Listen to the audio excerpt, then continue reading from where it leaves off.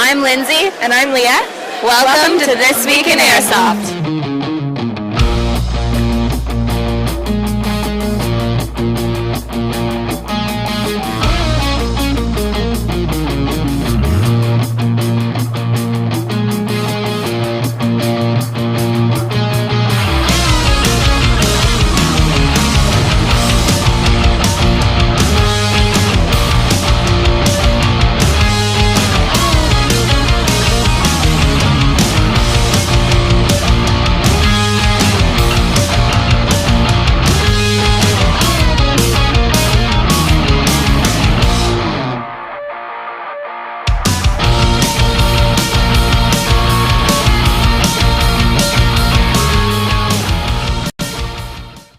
What's up, guys? It's James with This Week in Airsoft, baby, and we're back in color and on video. Alright. I'm glad to be back with you guys on video, on our first video episode. You can consider this a soft opening, soft video. We're in beta right now, so we're going to be doing some different things to try to bring you guys some great quality and bring you guys something cool. Definitely tell us what you think in the comments of YouTube, the comments on Facebook, the comments on the website. Let us know, okay? Also, we've got a new website that's going to be out. We're going to be doing a few things on there. It should be up already as of this release of this video. So check it out.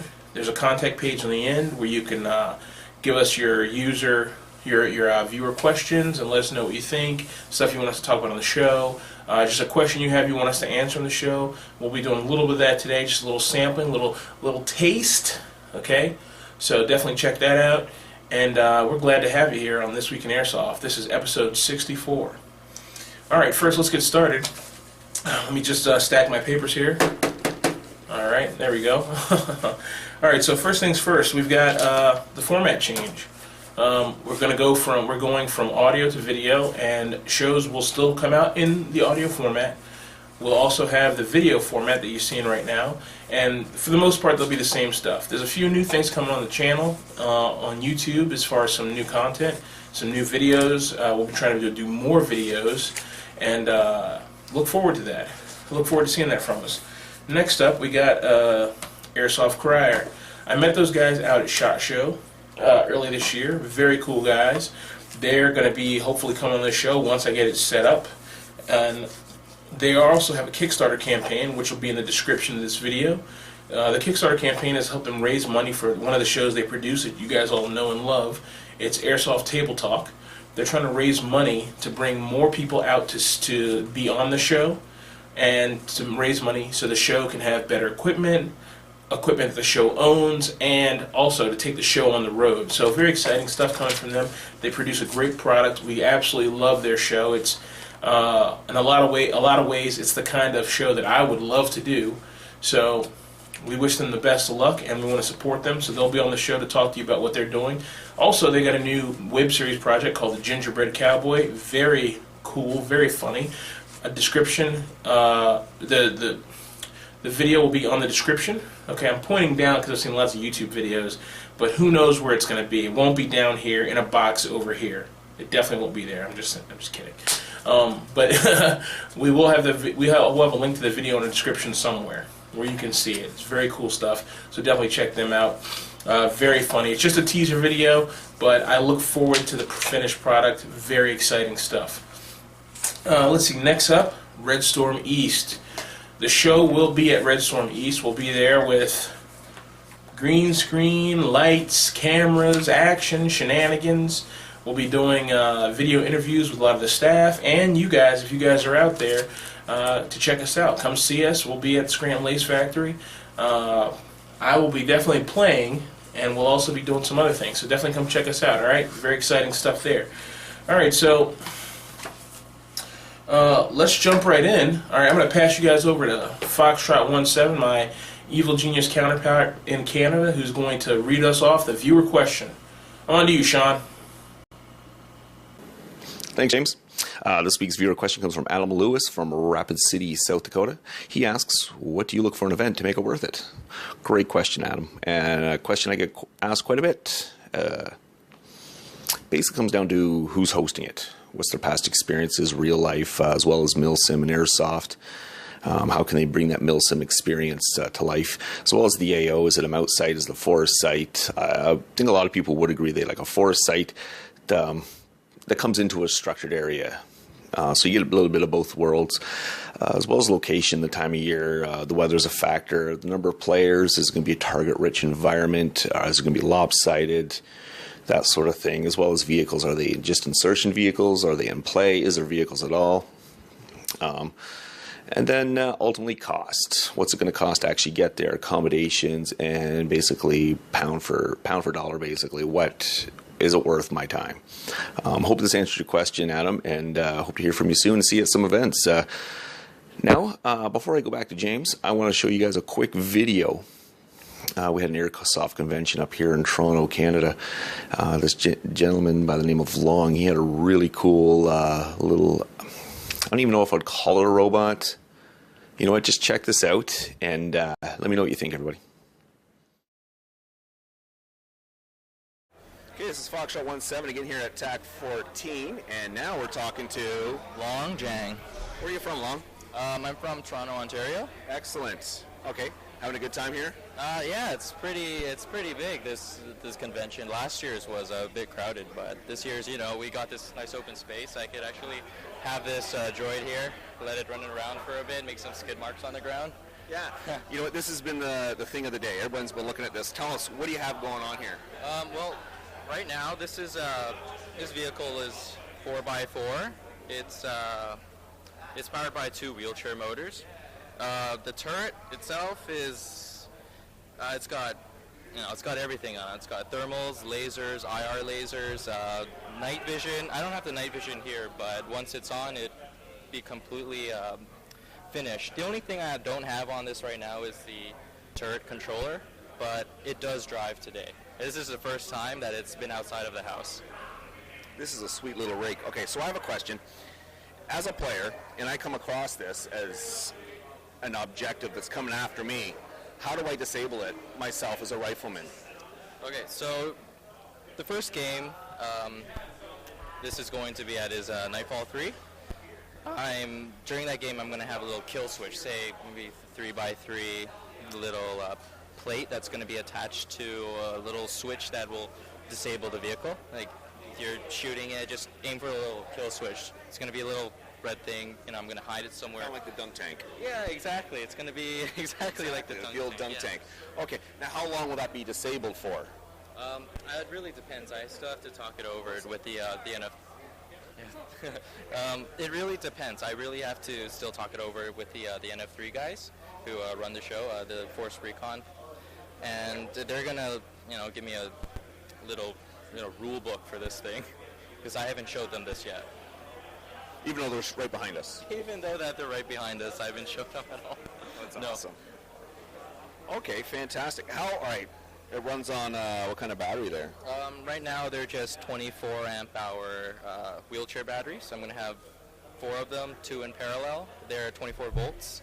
And I'm going to have 2 extra batteries for, say that the electronics, the gear switches, the cameras, the lasers, stuff like that. There you have it. Here at TAC 14, seeing all the new innovations and all our innovators. Thank you very much, Long. Thank you. Nice to meet you. Holy crap. That was a cool robot, dude. You guys saw it. Hopefully we'll get that guy to bring that robot out here. I would love to see it out in the field. Alright, so very cool stuff. Let's get on to the meat here. Okay? Let's talk about the interview I've got coming up for you guys. It's an interview with the Mad Geniuses from Tippmann. They're a company known for their paintball products. Very exciting stuff. Not the enemy. Not anymore. But very exciting stuff coming from them. So I definitely look forward to showing you guys this interview. The interview is 3 people. You can see 2, and we've got 1 more on the line in audio only. The guy in audio is there in charge of the marketing, Ron Goldblatt, and then we've got the other 2 technicians and visionaries behind the product who are going to introduce themselves in the video. Very cool guys, very cool product. I'm very excited about it. Definitely check out the video and enjoy. Hey, what's up, guys? This is James with This Week in Airsoft, and we are back at you today. We've got Tippmann. Tippmann's come and joined us on our first video interview that's going to be inserted in the podcast. Very awesome to have these guys on. We've got Ron with their marketing department, and we've got two gentlemen who were the geniuses behind the new Tippmann M4. Guys, what are your names? I'm Kyle Smith. Brad Holloway. All right, outstanding. And they got a bunch of goodies on that table for us to see, so that's very exciting stuff. Guys, you guys are, Tippmann's known for its paintball guns and the quality that you guys have brought to the paintball industry for years. You've been around since 1986, huge name. You guys are some of the first ones in the kind of military simulation, woods ball, paintball market, I guess I could say. You guys got the Type 98, which is like, I learned while doing research for this, is a super famous, super big deal in the paintball world. Everybody is like creaming their pants over it. Everyone loves it. So, what got you guys to do, to make this M4 and kind of step into the airsoft market? It honestly was a Model 98. That's the one that the flagship gun that built the company. And junior and senior that developed the gun, the philosophy was to make a durable product that everybody can afford, stand behind it, and then service it if there's any issue. And it built the whole company. All of our other products pretty much derived from that original gun. The logic of this project was, could we do the same thing in airsoft? Could you build a gun that performs like the 98 that you can build domestically and that you can service domestically?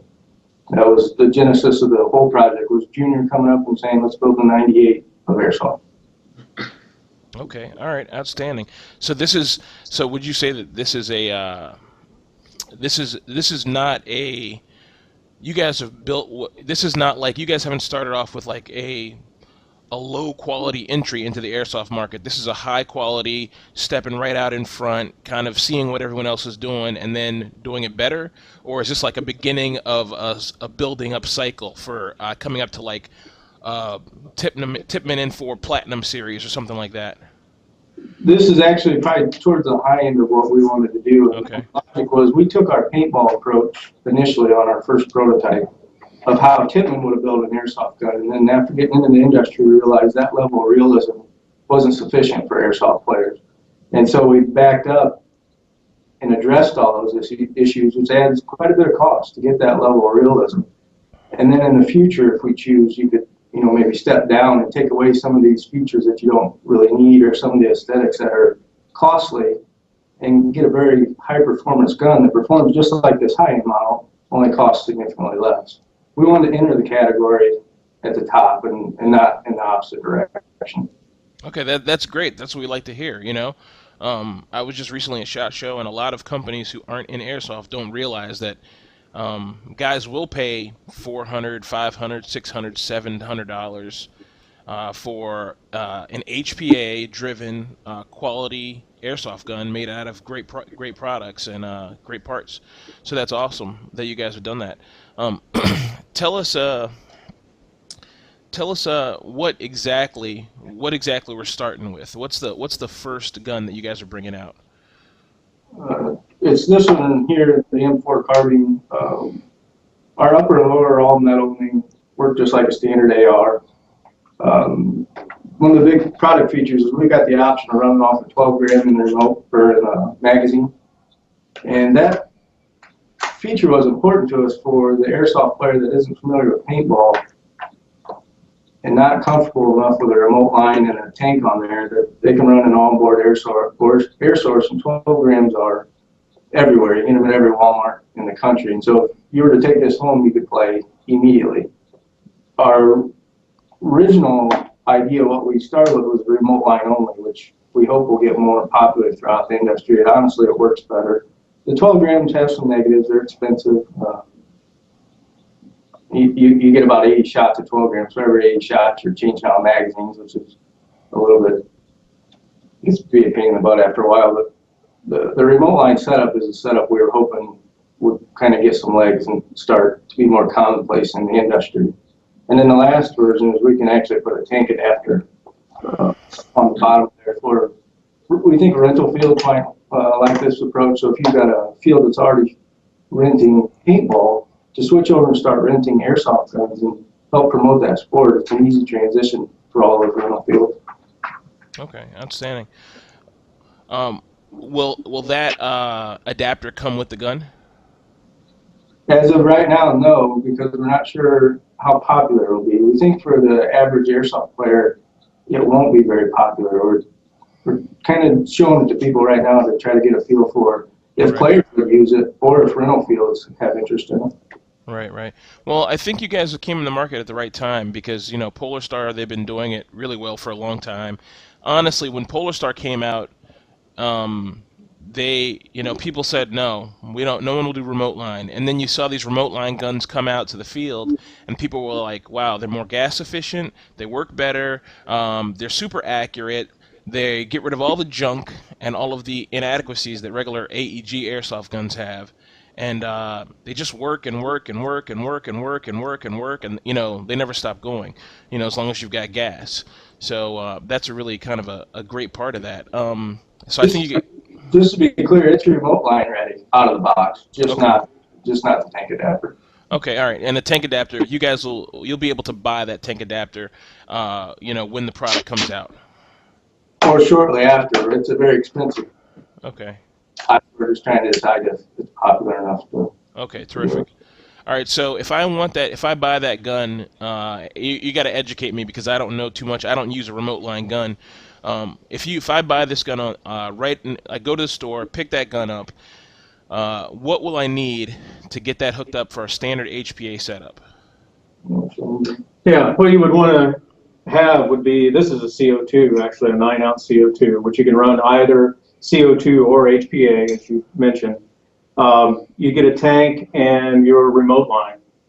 This is one that we've been playing around with. It's a real small micro line from Ninja, and it's got a check valve in it, slide check, and then the quick connect fitting that goes into our quick connect nipple that was supplied with the product right out of the gate.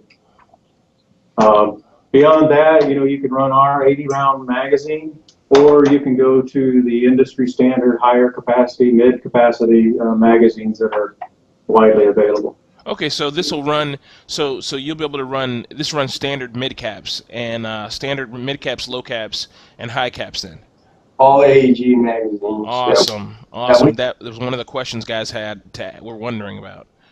Yeah, if you look, ours, if you didn't run the 12 gram, it'd be just an 80 capacity magazine, and then this is an unknown maker, but obviously it goes right in. And then we got a couple KWAs and PMags.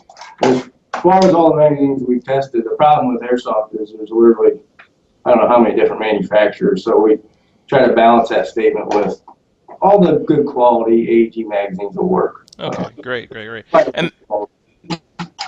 And that's really important actually, because there's a lot of guns. I got mine right here sitting next to me, and mine only takes certain mags, and it doesn't take all of them, and it's got this kind of hinky thing going on. So that's a big thing. The fact that you guys can take KWAs and PMags and things like that, that kind of says, hey, it'll take everything. So that's basically a standard GI magwell, and almost anything airsoft will go into it. So that's great.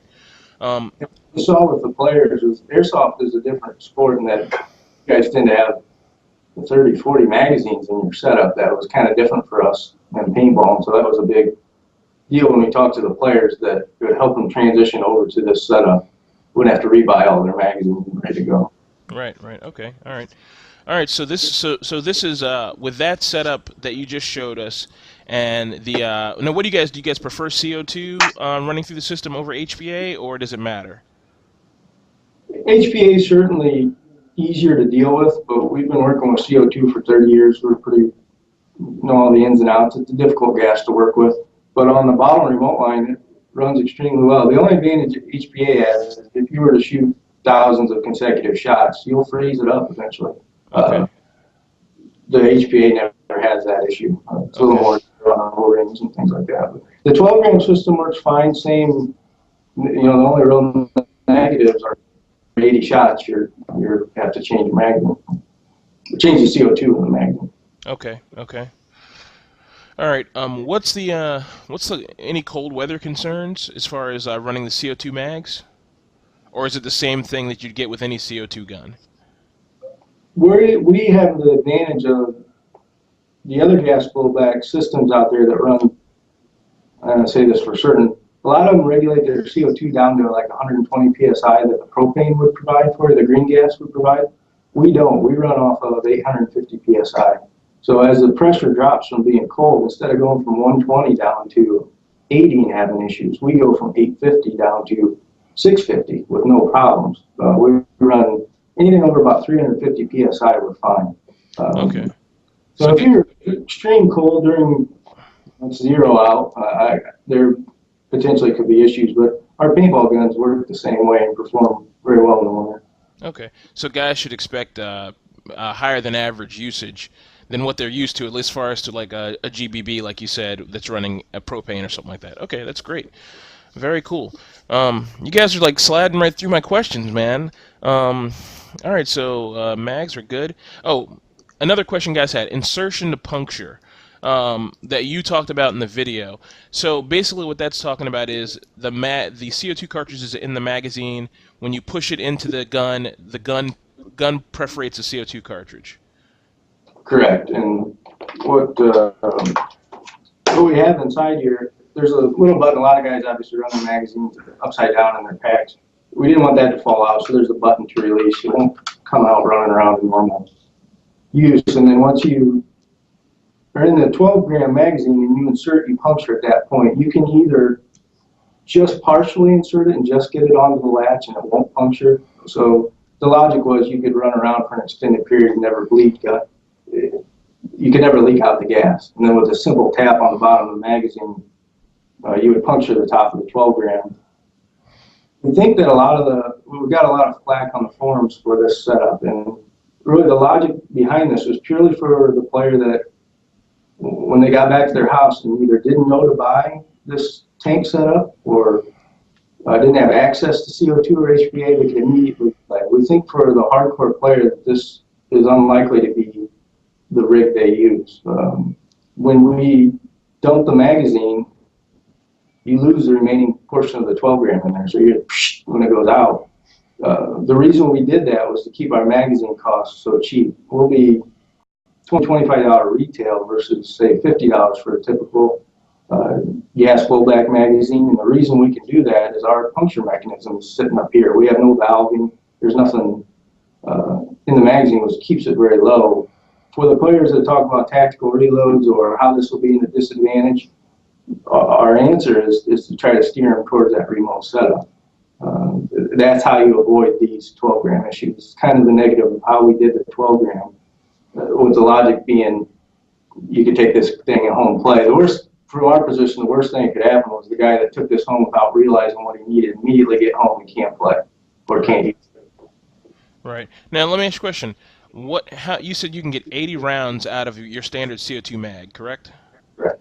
Okay, so that's pretty fair, because I think a pistol with like 20 rounds will get you about 2.5 mags. So a lot of guys have it in their mind, and I think if you think it through, and I'm sure I'll catch a bunch of BS about it, but I think if you think it through, when you shoot 80 rounds, that's several pistol mags of, like, say, one of the smaller pistols that carry CO2, and you'd be changing by then. So it's pretty gas efficient, it seems like. And guys, I know guys who do what you're talking about, the tactical reloads, and they just reload just for the sake of reloading. I get that, but it's, I see what you're saying. And there's value there. It has its problems, you know what I mean. But I think of this as more of a remote line gun myself. I think of it competing in the remote line market against Wolverine and Polar Star and Daytona gun. So I think it's a remote line gun. I think you guys have done something really cool to give you a nice option, and it's great. Your CO2 or HPO goes down, you can pull out your 2 or 3 of those CO2 mags and go from there. But I don't see it as the bread and butter of this gun is not that CO2. That's a great feature, but I think it's a remote line gun. That's how I look at it. You're absolutely correct. What we're trying to do is not get into, we're a gas blowback gun, and we're certainly not an AEG. what we try to do is address the shortcomings of both of those. And we like to think we're a third category with the ability to use the AG8 barrels and hop up in the magazines. And once you run remote line, you're capable of competing with a battery operated gun. Okay. Okay.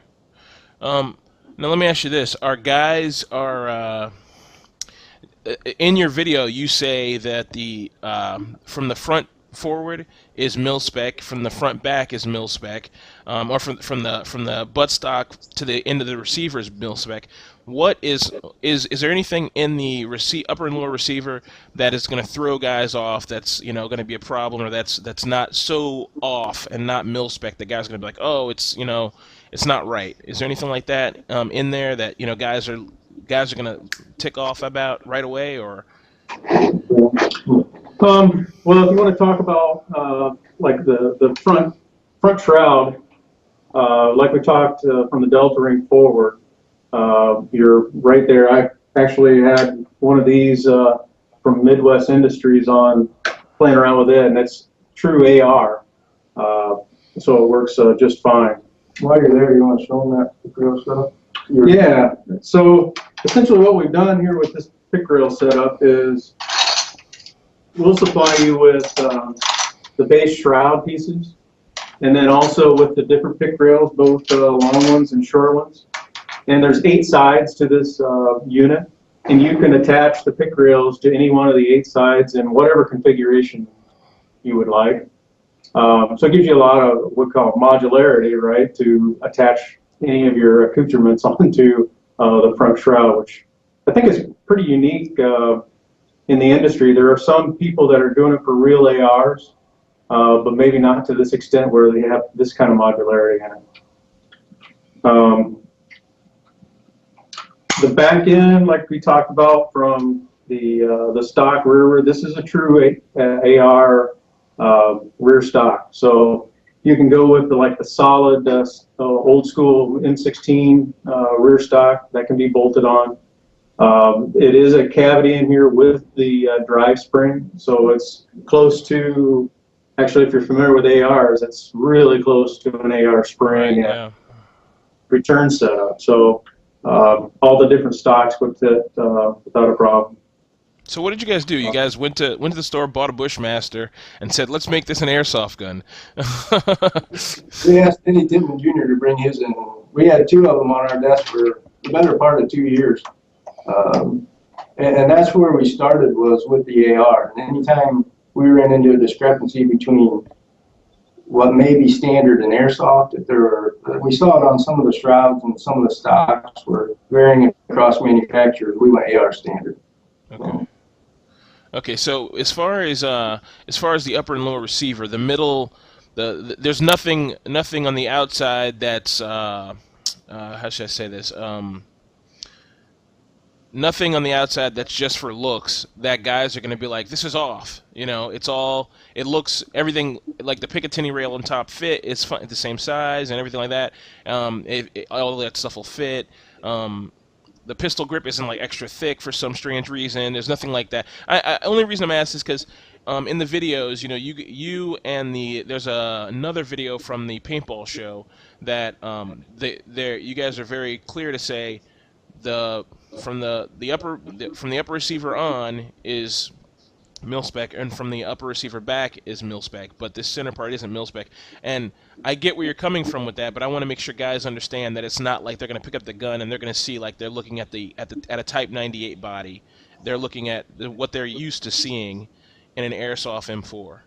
What was meant by that was, the exterior is to the thousands. We measured every facet of the AR, and on the outside replicated it. Everything is exactly the same. What that stems from, Brad pops this open and looks inside. This is where the discrepancy starts, is compared to, say, like a Wii or a TWiA M4, where the bolt and everything looks pretty realistic. We allowed ourselves to use our system inside of here. Okay. So the front bolt and our drive bolt, our trigger is all unique to us. Okay. How much of a learning curve is it going to be for technicians? If you've ever worked on a 98 in about 5 minutes, you'll know everything there is to know about working on it. Actually, that'll disassemble That's just about all you'd ever want to work on. Oh wow. Okay. Wow. We Easy. 150 to 200,000 cycles before we have issues with things wearing out or rear bolts wearing out. This setup has been in the rental market, and probably 90% of the rental market today. And if anybody's harder on anything, we can't find it. These guys use millions of cycles on their products. These are carbon copies of those 98 components, or scaled down slightly. Okay. All right. Outstanding. Outstanding. All right. So this is going to be for guys who know the 98s, and for what's the learning curve for guys who are strictly airsoft technicians? What's the learning curve? Pretty simple to get on board with. Absolutely, and that was one of the big things we wanted to address. The first thing we do when we start looking at an industry is buy products and take a look and try to see what works well and what doesn't work. And honestly, we scrapped the whole system. We found it very difficult to work on, especially the AEG guns. We got a lot of feedback from store owners and dealers that were difficulty getting parts and providing service to players after they purchased. And most of the players we talked to would typically have 3, 4, 5, 6 guns and a fleet of them to keep them running. We wanted to address all that so that you could take it apart. You can get parts out of Fort Wayne at any time, or you can send it in, and we have generally 24-hour turnaround for any issues you have. Parts availability was another big thing that people kept bringing up to us, and that's one thing we pride ourselves on as a company is repairing any problems or issues that a player might have. We come standard with a 1-year warranty. Anybody who's been on our paintball side knows how well we stand behind our products.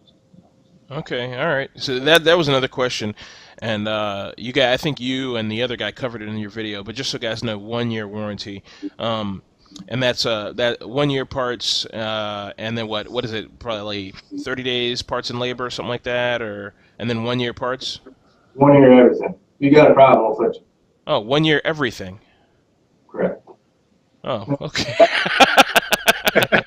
So you realize that no airsofters ever heard of a 1-year warranty that's parts and labor, right? The longest warranty we could find in the industry, I think, was 45 days.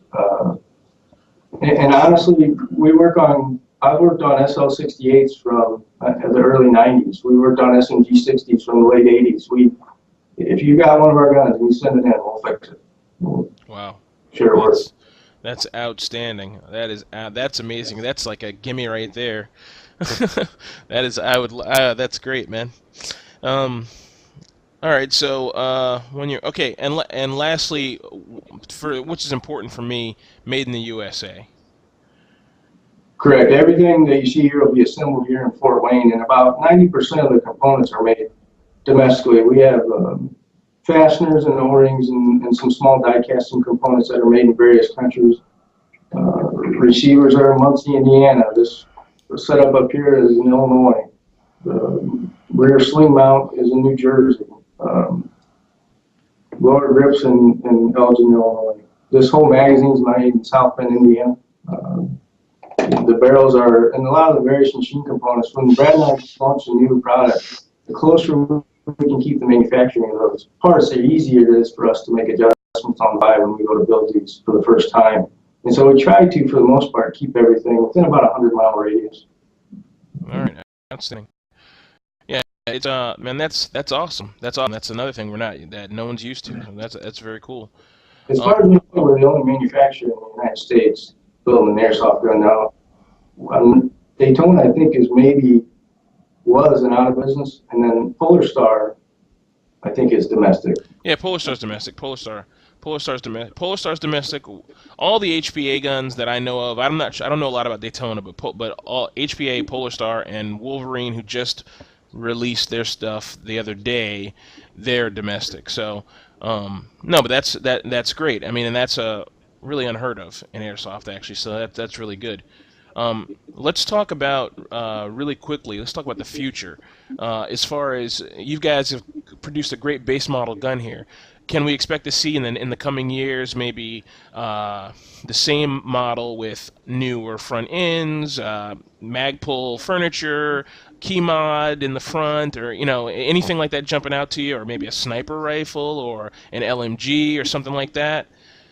Yeah, it's almost, go ahead. Yeah, that's funny. I was just playing around with that a few weeks back, laying out a sniper rifle, how we could take this platform and turn it into a sniper rifle. Since it seems like out in the real steel world, the M4 is starting to take on another life of its own in the sniper realm too. It's trying to break into there. So every once in a while, you'll see some of the snipers use the M4. So I think it'd be a neat platform to do a sniper Right. setup. A nice SBR maybe. Yeah. Yeah, that'd be very cool. You show them the barrel. There's another question we saw quite a bit on the barrel setup we used, which is, Yeah, essentially what we did was take your standard AEG style barrel and hop-up bucking and utilized it inside of the M4 platform that we have. We felt that that would be the best solution in lieu of, especially coming into the whole airsoft community brand new. We wanted to use something that seemed like everybody had accepted. There's plenty of accessories out there. A guy can go buy his own favorite barrel for $25 to $40 out there and pop it into our gun, and he's satisfied that he's been using this for quite a while. So that's another, I think, a neat little feature that we put into this one that gives the guy the capability of using what he's familiar with today. And instead of us coming out with something brand new that is not proven in the market, that is, we bring to the table the capability of a guy to modify it right out of the gate.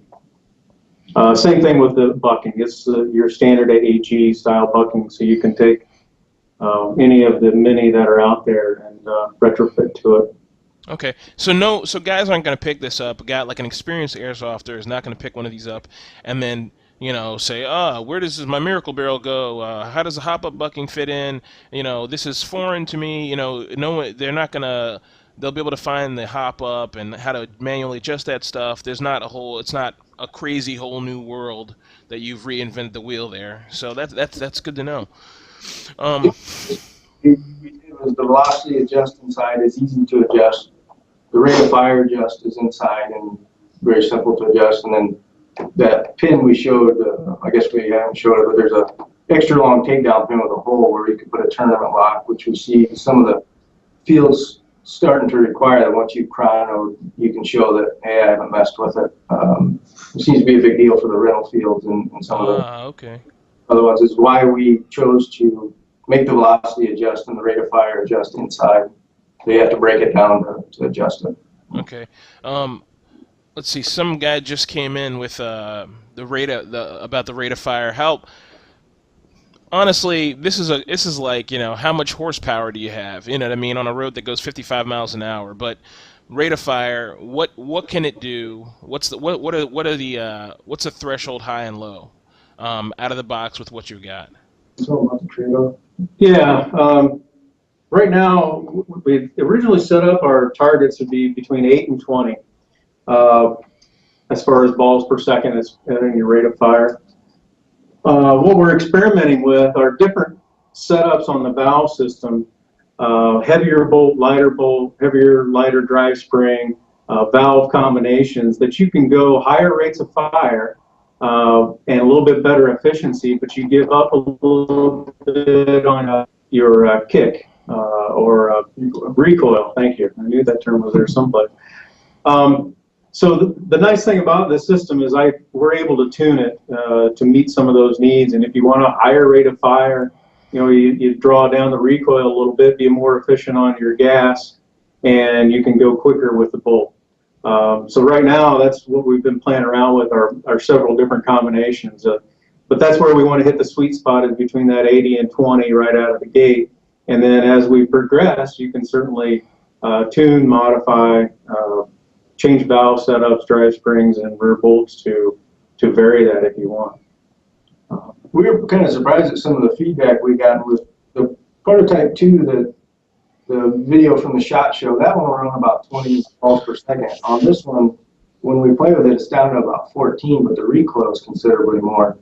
And we're getting about a 50-50 mix between players who go, no, I'd much rather have 20, or no, I'd much rather have the recoil. The real M4 is somewhere around 600 rounds a minute in a second, roughly. So we thought that 14 would probably be acceptable. We prefer the increased recoil.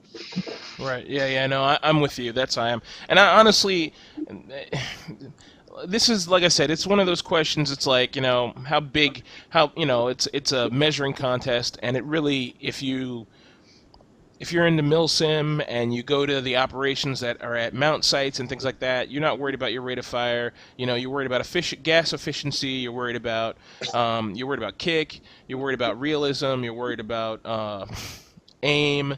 And I can do things with a gun with 350 FPS that guys with a 450 FPS gun can't do. You know what I mean? So it varies. It's all about how you tune it, and I think what you're telling me is that applies here as well.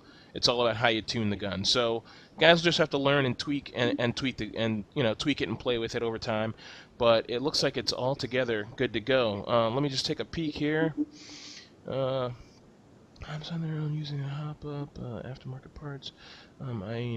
So is there anything, it sounds like for what guys usually modify in airsoft guns, there's nothing in your gun that guys will have a problem, that guys usually modify, hop-up, barrel you just showed, all of the external furniture. The internal parts, I'm assuming you guys will have replacement parts coming out as the gun comes out, and I don't know how that system works. Is there going to be a higher performance, less gear ratio, whatever inside, like, some iodized titanium gear, that, has got Ron's signature on it or something? I don't know. Is there anything like that coming out? We didn't think about it. That's a great idea, though. Anytime we can put Ron's signature on something would be good. I know. There you go. Exactly. We talked a little bit briefly about the sniper setup. That's a good example of a different valve, drive spring, rear bolt that would get you the higher velocity, and that's a mod that could be coming down the pipeline. Okay, all right. So that's an example of one, yeah. Okay, but as we go, guys are going to be able to, what they have right there, that's going to give them all the tweaking they're going to need, and then stuff may come out from you guys in the future to do upgrades and things like that to the gun. But right now, there's not anything what guys normally modify, they can modify in this gun, no problem. Okay, all right, great. Took care of you, Greg. Let's see here, getting further airsoft. Okay, yeah, guys are asking, are you guys going to do BBs, accessories? We talked about more guns. That's a possibility in the future. I know you guys Tippmann has stuff out already for airsoft. I can answer that. We were in that category before, but we realized if we were going to go into airsoft, we had to go in with something with superior quality, and that's what these guys have developed. Okay. And so what we had before and what it's now is totally different. We're going after high-end performance. And in terms of accessories and things like that, we are looking for things that, because you're going to be carrying a high-pressure tank, so we're looking at different ways you can carry that. So we're looking at vests and a few things that will go along with the product. Okay, so we can see in the near future, accessories, BBs, maybe an alignment with a company that makes tanks or hose lines or something, stuff like that. More the soft goods side. I think there's already some guys that do good job on the tanks, that do a good job. We talked about that micro line. There's already some good products out there. What we want to do is add to the things like the soft goods, making it easier to carry, those sort of things, because this whole remote line is all new to the airsoft world. I know it's out there with Polar Star, but we see this whole market's just going to be so much bigger. The whole market of AEG, the $300 or $500 player that normally plays an AEG, was looking at one. They might start looking at a blow black, air assist kind of gun now because what's available. So it's going to be a much wider market. There's going to be a little bit more education, and so we're just going to try and provide all those materials to make that available. Okay. All right. Terrific. All right. I'd like to give a nod to Ninja too. They provide that line. We're partners with them in paintball. They make a lot of great products, so it's a good place to start looking at. It's something that's paintball related or that carried over into airsoft. Okay, and I think what Ron is talking about is key. I mean, for me, I see this as something I would love to pick up, and you're talking to someone who never done remote line and never done HPA. I've been considering Polar Star for a long time, but the price has just been too cost prohibitive for me to get into it. So this seems like something that I'd be interested in, but I think the education's key for airsofters, like Ron was saying, because like I would have no idea. I'd be lost trying to figure out what line to get. You know, I would waste thousands of dollars when I first, just like when I first started airsoft, buying the wrong thing. So, yeah, I'm assuming you guys are an industry leader as far as paintball is concerned, so you'll be bringing all that stuff out pretty aggressively, huh, Ron? Yes, I think the big thing is like we talked about Polar Star, and those players, they're going to know about the air system, the remote lines, and that sort of thing. But as this kind of technology expands into a wider audience, because we're hitting a more popular price point, yeah, we will need education, and we heard that. We've already been at one event, went to the Red Dawn event, and we heard that, and we're working on. Where can you get the air supplies? Where can you get the remote lines? How do we carry the tank? So those things will be coming out as we do launch the gun. Okay, all right, terrific. Ron, let me ask you this question that this guy just asked me here, and I think we answered this earlier on, but let me just ask you here: is the move? You first of all, you don't consider this a move to airsoft. This is not. You guys aren't leaving paintball. You guys aren't shifting because of something wrong in the paintball community. You guys are looking to expand and bring some of your what you guys do to airsoft. Am I getting that right? Exactly. Well, this project's been in the works for over 2 years, and we wanted to take our technology that we had and bring it into the airsoft market. We saw that opportunity. Leaving paintball would never really happen with Tippmann. You know, we're a leader in the industry. We've got a lot of new products we're developing. That's not stopping. But we've got now great new technology we're taking into a new category, and we think it can obviously help Tippmann, but we think it's going to grow this category of this whole remote line air-assisted, gas-assisted gun. It should be exciting for the industry. Okay, all right, terrific. Well, guys, I think that's it. I know there's a lot of stupid questions up here that guys want me to ask, but I'm not going to ask them. So I appreciate you guys' time, man. Let me get your names again, you two guys here. I'm Kyle Smith. Brad Holloway. Okay, Kyle and Brad, thanks a lot, man. I appreciate it. And Ron, always a pleasure. Anything else that guys, you guys want people to know about this product? You really got to, once you handle it the first time, you'll understand what we did. It takes this whole interview to try to explain what we did because it's different. If you get a chance to use it, you'll see. Okay, all right. And you guys, and Ron, you're bringing the gun. The gun should be, guys should look for the gun at events near them, coming all around the U.S. Well, it won't be all around the U.S. We are going to try and pick select events where we can take the gun to, and then we want to give people a chance to try it, maybe take it out in the field, and then we hope to have it all available ready for the summertime. But we want people to really understand it. It's going to really be a learning curve for everybody, but we're pretty excited from the initial response we've been getting from the gun. Okay, terrific. Real quick, any idea on price point right now? Yeah, we've targeted it for $399. $399. Okay, that's great. Where can I send my first check? Hurry up and take my money, as they say on the internet. I want one. All right, $399. That's perfect. That's great. My gun all right now is roughly about with everything about $399. So probably a little bit more. So that's perfect. All right, well, I think that's it, guys. I appreciate your time. Thanks for coming on This Week in Airsoft. And we will look forward to hopefully hearing more from you guys in the future as far as new stuff. And I'd love to have you guys back on again to talk to us about this. I'm going to announce it right now, the Tippmann SBR that's going to be coming out very soon. You guys are going to take care of that for me, so we're going to make that happen. And hopefully an LMG, man. I'd love to see that. I know that would be just a badass entry right there. And I know those guys would love a remote line gun, so make it happen, man. All right. Thanks a lot. James, thanks for your time. We appreciate it. No problem. We are out. All right, guys, I hope you liked that interview with Tippmann. Very exciting stuff. They got a really cool gun coming out. I look forward to you guys checking it out. Hopefully they'll be at some events that we'll get to get some up and close personal hands-on time with that weapon. I really look forward to seeing it. I think guys who have been naysayers about it are going to be very excited once they really get to lay hands on it.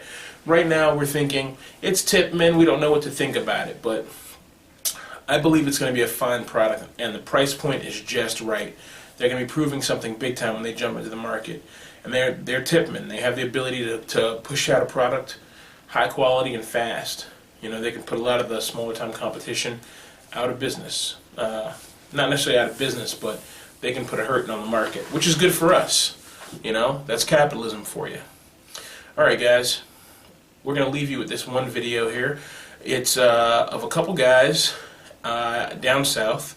One of them is a videographer who works with the store, works with the show sometimes. His name's Dylan. He does really great work. He does some of the great videos you've seen out of Operation Shelby. And Dylan and his buddies get together in this video to replace a friend's stolen gun. And they give it to him as a surprise. And guys, this is what Airsoft's all about. This is the kind of stuff that Airsofters do for each other to prove our brotherhood and how much we love the sport and each other. So these guys embody the spirit of what Airsoft should be about. Thanks a lot, guys, for watching our first video. And if you're listening to the show, thanks for listening as always. This is James, and we're out. 8 and 15 exact. Now everybody's coming up with 20s. I think someone did the same. Okay. Sean got his gun stolen, and we bought him a new one.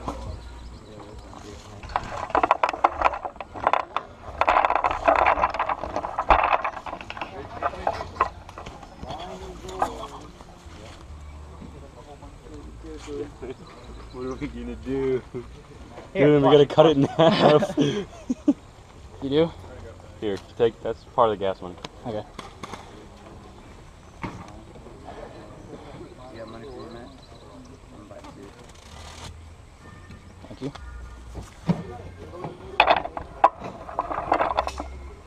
This is almost painful. Alright. Okay.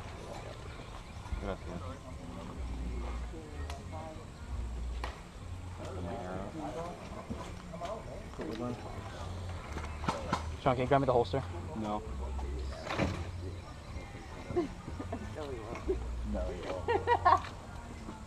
Merry Christmas. What? Open it.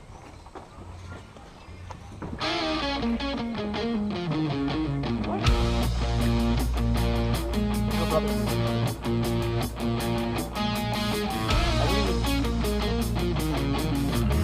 So come on. God, 17. Tell me exactly what's happening right here. That is a brand new Tippmann lock thing.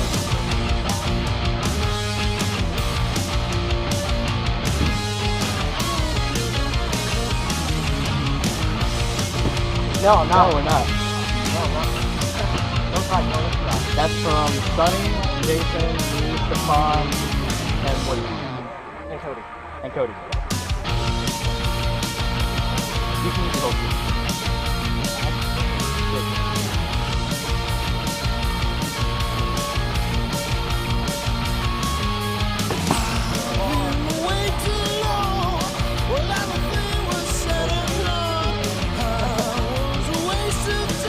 Touch it.